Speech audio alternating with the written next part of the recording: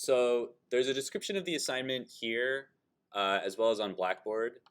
Um, we'll go to Blackboard a little bit later, but essentially you're going to make two different images, one using Photoshop and one using Illustrator. The one using Photoshop should have generally like raster type data, like images. For the Illustrator one, you can use other types of stuff, but there should be some vector-based graphics in there. Then once you've created those images, you're going to export them and publish them on the Open Lab. And I'm going to go over how to do that. And then, whoops, I keep missing my scroll thing here. Then, so on the Open Lab, you're going to post a export of your Photoshop image in a JPEG format. Then for the Illustrator, we'll use a PNG format. Though you could switch those. It doesn't really matter what format you use, but this is just a good way to have both. So we learn how to use both. Then on the post, there's going to be a short statement about the project that includes some basic information. There's a template here that shows the information that you should include. It doesn't have to look exactly like this, but this is basically everything that you need to include. In here, you'll see that there's credits for images that you may have used, and I'll go over how to do this in a minute. So there's our template. So once we've created the Open Lab post, we're going to post a link to that along with the original PSD Photoshop file, the original AI Illustrator file. And so we need to make sure we know where those files are and where to post them. There's a grading rubric here. It's also available on Blackboard. And you can see the requirements and how many points they're worth. So there's the raster image, the vector image, the file formats, the content, using the attributions, having the right files, and then just like a general idea execution of the project. And so we'll look at that again on Blackboard just to review. So the rubric is there as well. So let's go over how to submit the project. So I'm going to go over to the Finder, and in my MMP 100 folder on my desktop, I have my self-portrait folder, and I have my PSD file here. We've already gone over how to export this, so I won't do that again. It's very similar to Illustrator, so I will cover with Illustrator. But if you need to, you would just go to Photoshop and go to export and go through your export process. And when we did this in a previous class, we exported both a PNG and a JPEG. Again, either one of these is fine in general for using images in general, but for the purpose of the assignment, for the Photoshop one, we're going to use a JPEG just to show that we understand the difference between the two. So we've already got this image here. So let's go to our Illustrator self-portrait, and we're going to export an image from here. This works very much the same way. I'm not going to go over all the settings like I did previously with Photoshop. You can go back and review that video if you want to, but a lot of the settings are the same. So to export the image in Illustrator, once we're happy with the design that we've created, we go to File, and we're going to look for Export. And again, there's going to be a few different options here. I'm going to go for Export As. Export for screens is going to let you export the same image at multiple different resolutions, which could be useful if you're creating something and you want like a thumbnail and a medium-sized version and a large version. We're not going to worry about that for today, so we're just going to go to Export As. And it's going to ask where we want to export first. And so we have the same name here, and the reason that works is because we have different file extension for all of these different things. So I'm just going to put self-portrait, and I'll put export, and if I put -1 here, that's going to conflict with an image that I already have. So if I want to make sure that it's not going to conflict, I could put export 3, and so that'll put them all in a nice line. Or you might want to put like something to specify that this is the AI export, something like that. I'm just going to put export 3, and hopefully I'll just remember that. So I'm going to choose PNG, And then there's an option here that says use artboards. And if we want to check that option, if I don't check that option, it's going to crop in to whatever the size of the image, like actual graphics are. So I could do that, but if I want to maintain the size that I originally chose, then I need to check use artboards. So I'm going to click export. It's going to bring up some new options. So most of these options are the same as what we saw in Photoshop. It's just a slightly different interface. So I can change the resolution. I'm going to stick with screen resolution. Anti-aliasing is just a way of making the edges of my vector graphics appear smooth when I turn them into a raster image. And then I can choose the background color. So the edges around my image don't have like a background color, even though they look white in the preview. That's just the background of our canvas. So I can leave that transparent, or I can set it a white or a black background. I'm going to leave that transparent. That's one of the nice things about a PNG is we can have transparency. So we'll see the graphic, but we won't see the border. We'll just see whatever is behind it. So that is good for me. I'm going to click OK here. I don't need this, so I'm going to click maybe later here. And so now let's go see if that worked. There we go. There's our PNG image. And it looks pretty good. Its dimensions are 512 by 512, which is kind of a medium-sized image. The size is 69K. That's pretty good for an image size for something I'm going to put on the internet. So I'm pretty happy with that export. If there was other issues with it, I could keep playing around with it, but that's going to be pretty good for my purposes. So now I have the two images that I want to use. I have my JPEG version of my Photoshop, and I have the PNG version of this one. Although I kind of like this version better. So maybe I'll do another Photoshop export where I use this stylized version. I'm going to export this again. So I'll just do JPEG. This seems pretty good. I'm just going to export this. And so I'll do self-portrait export 4. Okay. So now I have this one and this one, so I'm happy with that. So now I'm ready to go post on the Open Lab. The Open Lab is like a public blog where we can post our work throughout the semester. The advantage of using that as opposed to just putting stuff on Blackboard is that other people, other students and other people in the world can see your work, so you can actually share your work with people in the class or outside of the class if you want to. The other thing is you can add it to your own portfolio. So we'll look at that in a second. So if I'm ready to post on the Open Lab, if I already have the Open Lab page open, this is the class page that I've been sharing with the notes and everything like that. If you're logged in, you'll see this like toolbar here. If you don't see this toolbar here, there could be two issues. One could be that you're not logged in. The other could be that you haven't joined the class. So if you're logged in, you'll see your name here, and so you'll know that you're logged in. If you're not logged in and you haven't created an account, you can go through that process pretty easily. If you're not logged in and you're on the Open Lab page, it's going to look like this. And so you can just click either sign up or log in depending on what you need to do, and it'll take you through that process. And we can do that in class. If you need help with that, I can help you go over it. The login is going to be this BMCC repass system, which is just going to be your student BMCC email and the email password. So not the CUNY one, but the BMCC one. So let me know if you need help with that during class today. Once you're logged in, if you still don't see these toolbar icons, that means that you haven't joined the class. And you can tell, if you've joined the class, your name will be down here in the blog authors. So only a few people have done this at this point. So to join the class, what you need to do is go to the home page here and scroll down a little bit. And there's a link here that says click on the join button. And I'm logged in, so I won't see this, but I'll show you what it looks like. So I'm going to open this. I'm going to open this in an incognito window. And so if you're logged in, but you're not part of the class, you'll see a button right here under the MMP 100 logo that says join.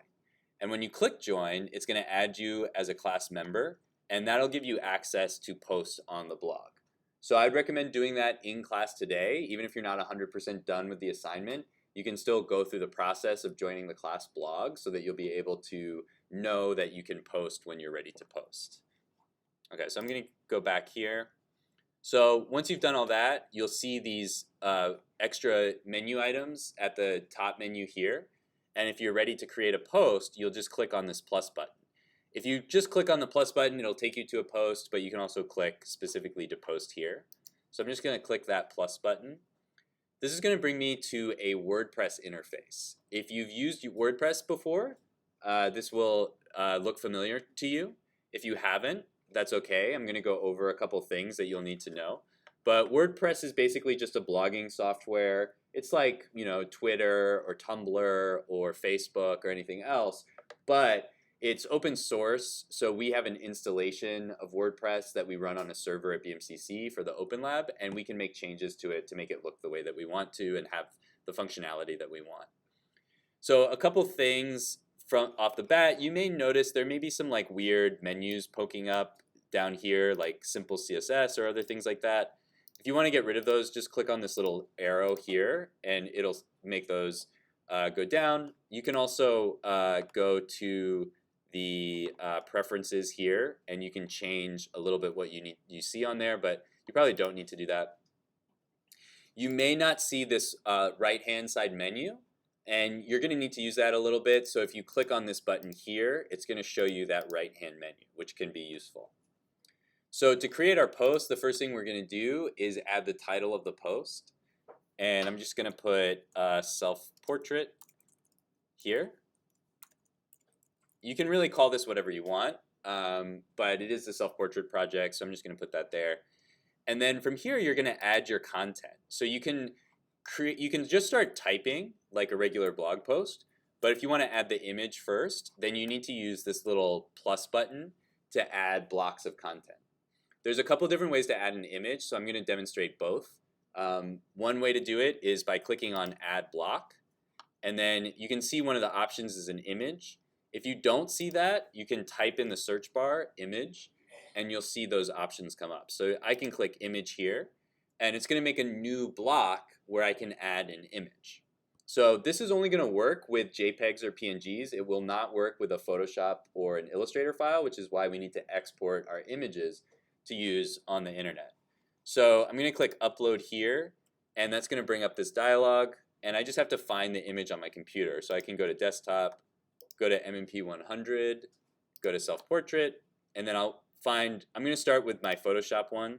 So I'm going to click on this one and click open, and it's going to embed the image into my post. So you don't have to do this, but there is an option with an image to add a caption. My visibility is a little weird because I'm using the projector, so I don't have that much space on the screen. But I'm going to try to click on here. I think that's the right button, this one in the middle. So I can add a caption. I can say Photoshop raster self-portrait. Again, this isn't really necessary, but it might be useful just to add that in there. And so now I'm ready to add the information about this part of my self-portrait. So I'm going to want to refer to the template here. So first I want to start with the title. So I'm just going to add a title. And you don't need to use the prompt. You could just write the title, but if you want to write the prompt, you can. So the title is self-portrait. If you have a different title, that's fine. I might have a title like Pigeon and Lizard in the city or something like that. Just, if you want to add a different title, that's fine. Then the semester and year. So semester/year, I'm going to say fall 2023. That's pretty straightforward. Next is the software. So I'm going to type software and then type Photoshop.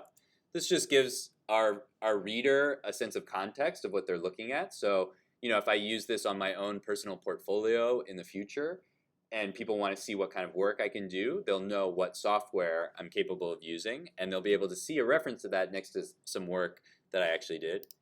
And then finally, I have a description.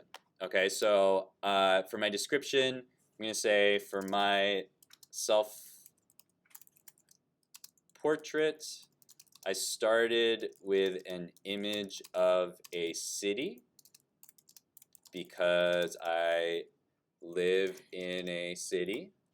This is pretty generic, but just describing the process. And since the image had a pigeon, I thought the pigeon could use a friend, so I used Photoshop compositing techniques to add a lizard into the image. Okay, so just a little description of what we were going for with the project and the techniques that you used. And if you want to talk more about the concept behind it or things like that, feel free to elaborate there. And so now for our Photoshop image, since we used a couple of source images, this is where we're going to add in our licensing information. So this is at the bottom of this template. You can see this section called credits. This is where I'm going to list the images that I used. I bookmarked these images, so I'm just going to use the bookmark bar in the browser to find them again. If you forgot to bookmark your images, you might want to just go try to find them wherever you got them from when you first found them. So there's a few pieces of information. Sometimes you can't find all of this information, but you should be able to find most of it. So we're going to start with the title of the image, the author's last name, first name, or sometimes they just have a username.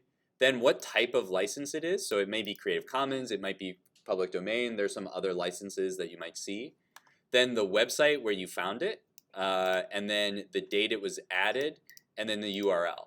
This might seem like a lot of information, but if you've ever done like a research project where you had to track down a source to verify information, having all this information makes it very clear to people where it came from, because websites change all the time. So somebody might be trying to verify some information you found, and they might go to the website that you linked to and see something different.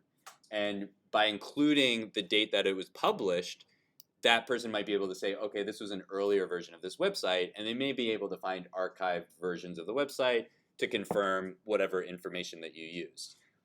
So all of this information will give anybody who's looking into this enough information to find the original source that we used. So I'm going to open a new tab, and I'm going to open my bookmark bar over here. And you can see I bookmarked both of the images that I used. I'm going to start with the pigeon image. And so you can see some of the information. If we go down here, there's a description, date, a source, author, permission, all sorts of stuff. So I'm going to start with the image name, which I guess is just this. It's kind of a long name. I don't know if I see any other name here. It says it was originally posted on Flickr as Empire State Pigeon. Okay, so that is probably the name that I want to use. And actually, this is really the original source. Even though I got it from Wikipedia, this is where Wikipedia got it from. So I might want to use this information instead. So I'm going to find the title as Empire State Pigeon. So I'll put, I'm going to close the bookmarks bar for a second. So I'm going to put image credits, and then in quotation marks, the title of the image, and then by, and then the author. And the author here is this user 01. And I could just go with that. If I wanted to use like a real person's name, I could try to figure out their name. So I could go to their about page, but they don't put their original name here. So I'm just going to use their username, which is 01. So I'm going to say copy here and say by paste 01. So then the next part is the license. So I could use the license here or the license here. It's the same one.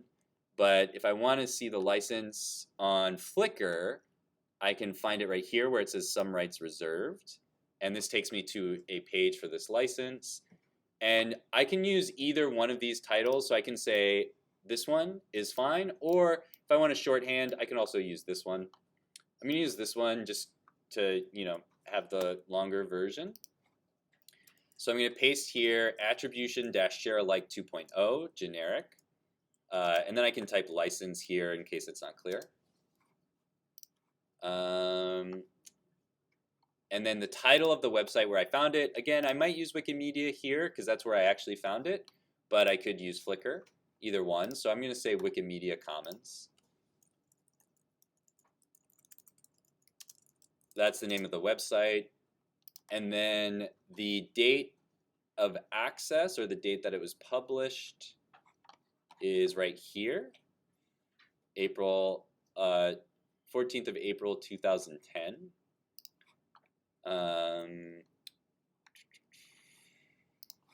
So I'll say April 14th, 2010. I'm just going to use a slightly more typical American formatting. And then finally, I just put the URL. So I'm just going to copy this whole long URL and put it right there. And if you want to make it a real link, you can do that. You can select the whole URL and click the link button here. And that'll turn it into a link. I might want to click the edit and go to advanced and say open a new tab.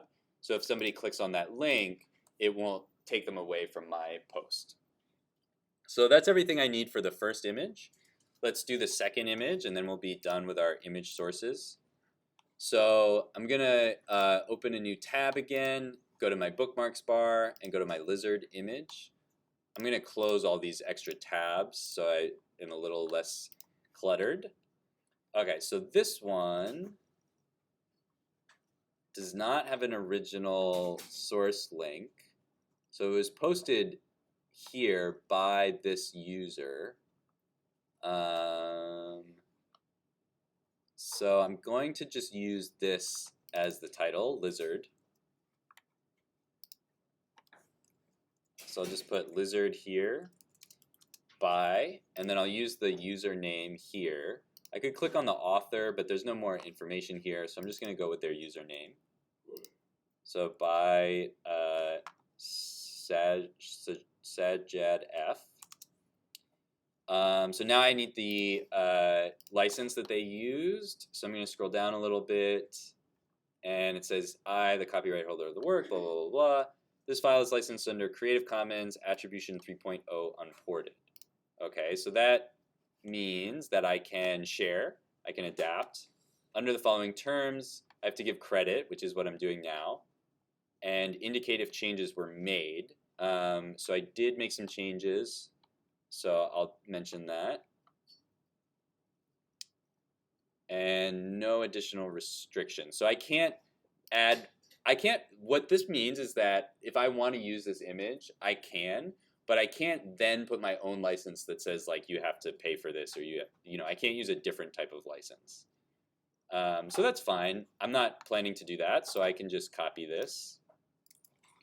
And then the license does actually require me to mention any changes that I made. So I'm going to do this under my license information. So there's my license. This was also from Wikimedia Commons. So I'm just going to copy this and paste it down here. And then the date was November 4th, 2013. And then finally I have the link, so I'm just going to link right here. And again, if I want to turn this into a real link, I just select the text, click on this little link button, and I'm going to edit it and go to advanced and click open in a new tab.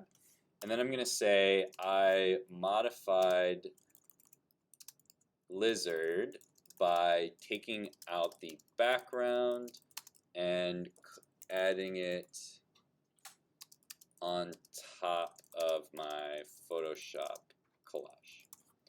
All right, so I'm all done with part one. This part takes a little more time just because I do have to add those credits in there. For my Illustrator one, it'll be a little bit faster, so let's do that. So I'm just going to go to the next block, and I'm just going to throw the image in. So the other way that I can add an image is I can go to the Finder and find the image I want, and then I can either use the Command Tab to navigate around, or I can make this window a little bit smaller, and I can drag this image, and then I need to get like a little blue box here. If I don't get that blue box, it's not going to work correctly, but as long as I have that blue box, I can drop it in there. And there's my Illustrator one. And so now I am going to do the same thing, title.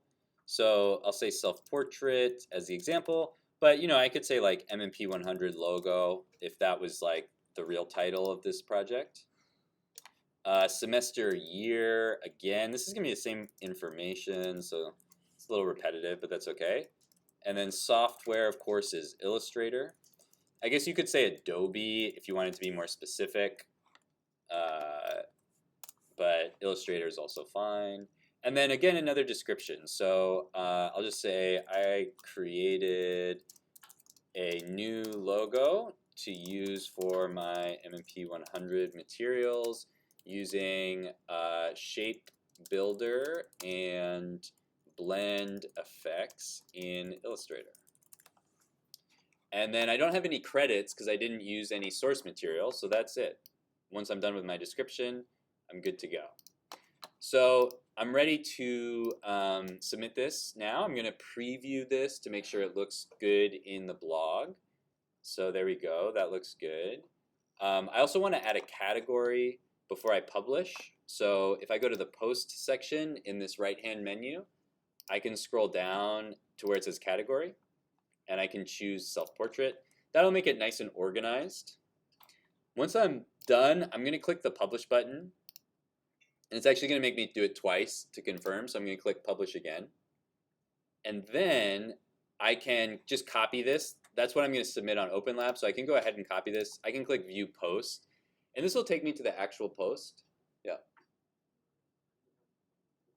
Okay, I'm going to do that in a second. So when I'm on the post page, I can see all this stuff, and the nice thing is that it's categorized as self-portrait, and it has a link to my archive on it. So if I click on my name here, it'll show me all of the stuff that I've posted on this blog. And if I click on self-portrait, as you guys start to post your work, it'll show all of the self-portraits. So it has some nice categorization. Finally, you'll see this add to portfolio button. I only see that because I'm looking at a post that I created.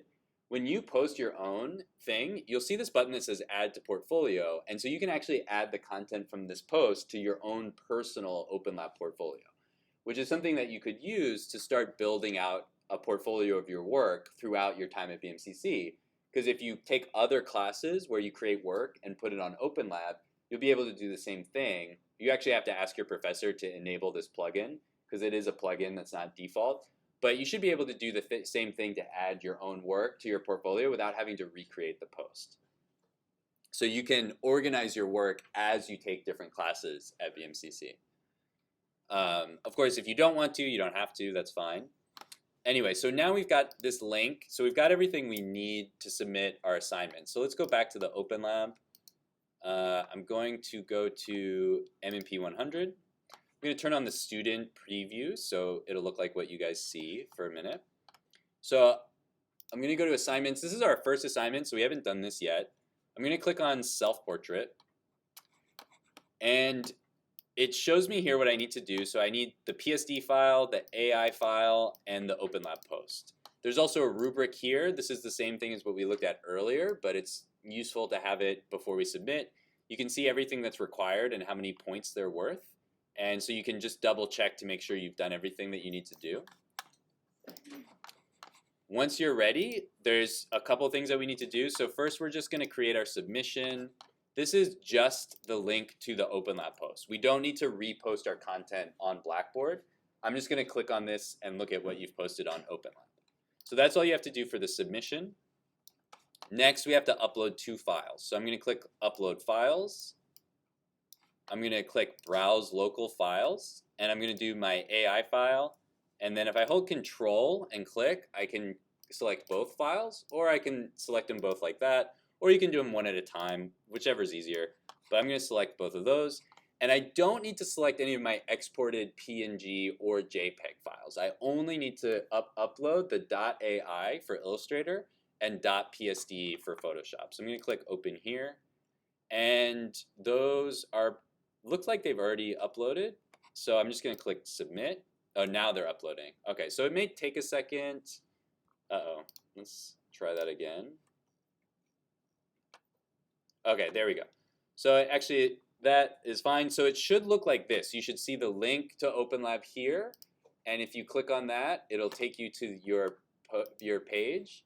And then you should see Illustrator PSD here. And I can download those and look at them on my computer, that's the reason you need to submit them, so I can go look at the files and confirm that you actually created the images that you added to OpenLab, so I can see the layers and all of that stuff.